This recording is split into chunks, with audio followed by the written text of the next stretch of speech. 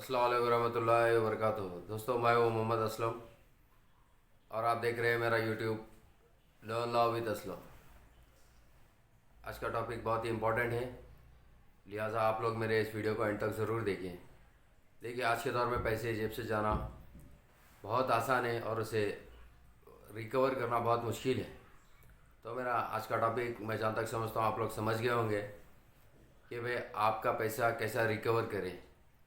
लिहाजा आपको मैं लीगल तरीक़ा बताता हूँ। आप लोग मेरे इस वीडियो को एंड तक देखिए और जो लोग मेरे इस यूट्यूब चैनल पर नए हैं प्लीज़ मेरे चैनल को सब्सक्राइब करिए, और जो लोग मेरे चैनल को देख रहे हैं प्लीज़ मेहरबानी करके मेरे इस वीडियो को ज़्यादा से ज़्यादा शेयर करिए। चलिए हम अब आगे शुरू करते हैं अपने इस टॉपिक को।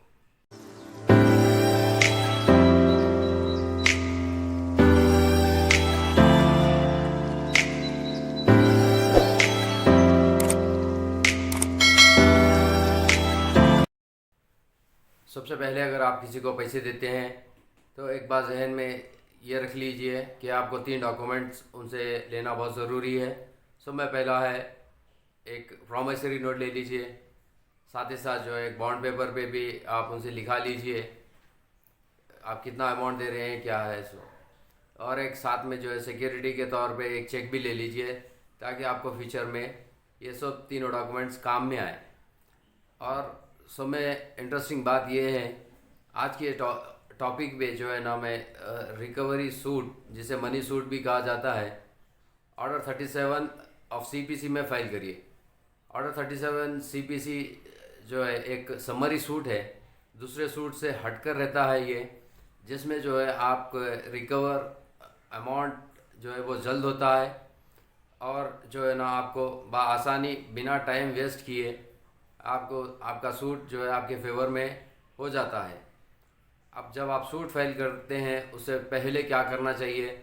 सब में पहले आपको चाहिए आपके वकील साहब से मिले और मिलकर उनसे एक लीगल नोटिस भिजाइए, और लीगल नोटिस में 15 दिन का टाइम देना मैंडेटरी है। ये 15 दिन का वक्त दीजिए आपके जो भी अमाउंट है उसे रीपे करने के लिए। अगर ये 15 दिन के बाद अगर कोई आपका पैसा वापस नहीं देता है तो आप जो है ऑर्डर 37 ऑफ सीपीसी में रिकवरी सूट फाइल करिए, जिसे समर सूट भी कहते हैं। देखिए, ये समर सूट में जो है ना केस का जो मेन मुद्दा रहता है वो लिमिटेशन रहता है। मान लीजिए आप किसी को पैसे दिए हैं और उसके अंदर टाइम का जो पीरियड रहता है वो है समझिए 1 साल। अब आपका लिमिटेशन पीरियड कब स्टार्ट होता है? ये 1 साल गुजर जाने के बाद वहाँ से आपका टाइम स्टार्ट होता है 3 साल। तो 3 साल के अंदर जो है आपको रिकवरी सूट फाइल करना है। अगर 3 साल अगर गुजर जाते हैं तो वो लिमिटेशन के बाहर हो जाता है। जब आप सूट फाइल करते हैं तो आप हो जाते हैं प्लेंटिफ और आगे वाला हो जाता है डिफेंडेंट।